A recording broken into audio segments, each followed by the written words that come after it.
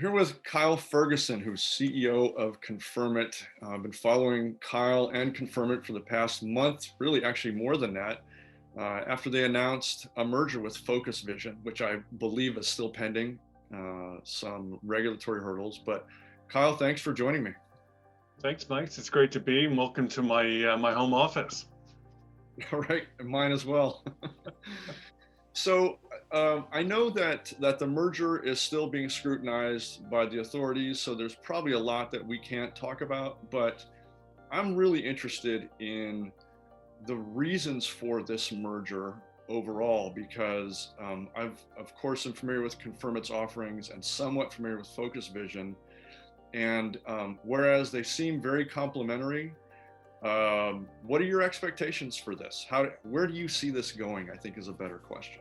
Yeah, no, I'm getting that question a lot, but that I think that question, you kind of have to sort of step back a little bit in order to be able to answer that. And the reason I say that is, we kind of started this journey off back in May sometime. I joined the Confirmit organization quickly after it was acquired by Verdane, which is a private equity firm out of the Nordics. And shortly after that, we then merged one of their portfolio companies, a company called Daprcy, which is a data visualization best of breed with the Confirmit tech stack. And I joined just around that time. So it was a pretty pivotal point in the company's history. And we set out on let's call it a growth journey. And the first thing that we had to do is we had to turn over every rock. And so we brought in some consultants that I'd worked with before, and we worked hand in hand with the management team and the leadership group to really look at what are the things that Confirmit did really well and what are the areas that we needed to improve. And so we went through that process and we announced that to our internal stakeholders, and we communicated more broadly to our customers what the outputs of that strategic review. And one of them is looking at value accretive opportunities, very much like the one that we're talking about. And so we set out on a journey to sit down and talk to the folks at FocusVision to see whether or not we could bring these two organizations together to really leverage both the pedigree and the history. Both businesses have been around this landscape for almost a quarter of a century. Yeah, So there's a lot of uniqueness. Eternity in this space.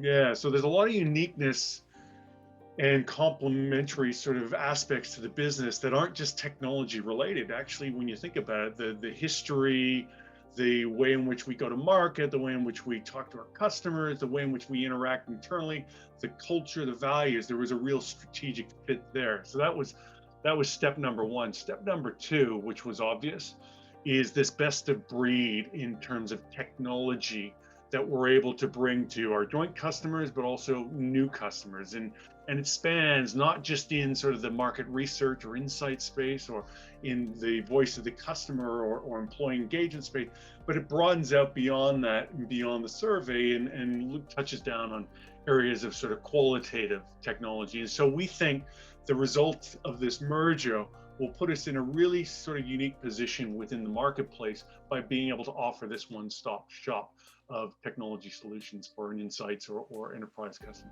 Right. So it's a really interesting and I think unique combination of technology, the hardware, as well as the human analytical component, as well as some other sophisticated analytical tools you guys have built. So from what I see, and this isn't definitively the only way to see things, but I don't see other companies being able to offer the scope and the breadth of what the new entity will bring to market. By the way, what do we have a name for the new entity yet? Do we know how that's going to be branded? We don't, but and look, it's certainly something that we're talking about internally, but at this stage we don't have any more information that we're able to disclose. But I think you quite rightly touched on something. We think this is going to be pretty unique, and we're really excited.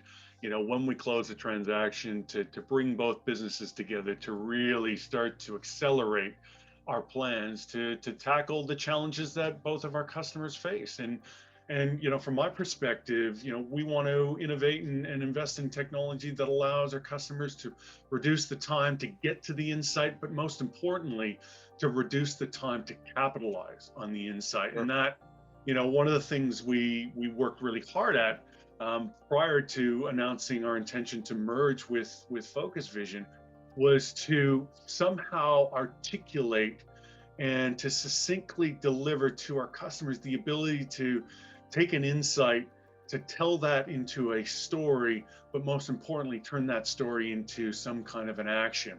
And that really is at the core of what we're going to try and do as a combined business going together. Fascinating. So you just walked right into my next question, which really it's probably more than a question. Maybe this is an entire discussion, but the world of CX is changing and expanding and becoming infinitely more complex, year over year.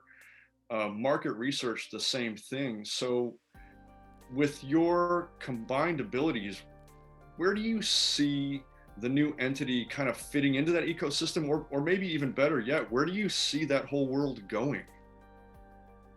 Yeah, that really is the $64,000 question, isn't it? I think I see the industry, I see the trend moving from reactive to proactive insights and action. And, you're starting to see the formation of a lot of thinking around sort of data analytics and predictive analytics. So really trying to understand what's going to happen before it even happens.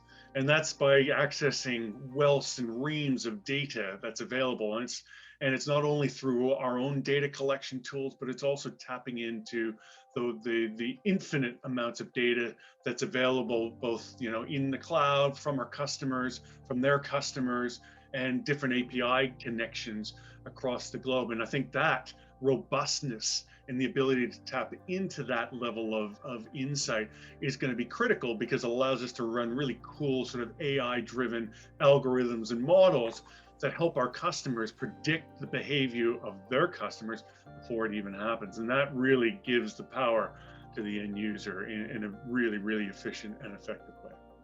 It's going to be a fascinating next few years as AI really starts to take root in all these genres and all these places. I was just going to say, we're pretty excited because on the Confirmit side, we just released in our Q4 an AI scripting tool that basically allows our clients to be able to import a word-related script document and survey document, and we run the algorithms off the back of that to really try and reduce the time to implement the survey. And that was a request that we'd had from a number of our customers, and so it's really an exciting front for us to be able to capitalize on the intellectual capital that we have internally and the wealth of resource and know-how from our engineers to be able to develop these really innovative solutions. That's all about reducing the time to survey, but more importantly, reducing the time to action. To activate it. Yeah, it's been well said that we're drowning in data but starving for insights, and I think maybe you can put a little asterisk on that and activatable insights. So fascinating stuff. Fascinating.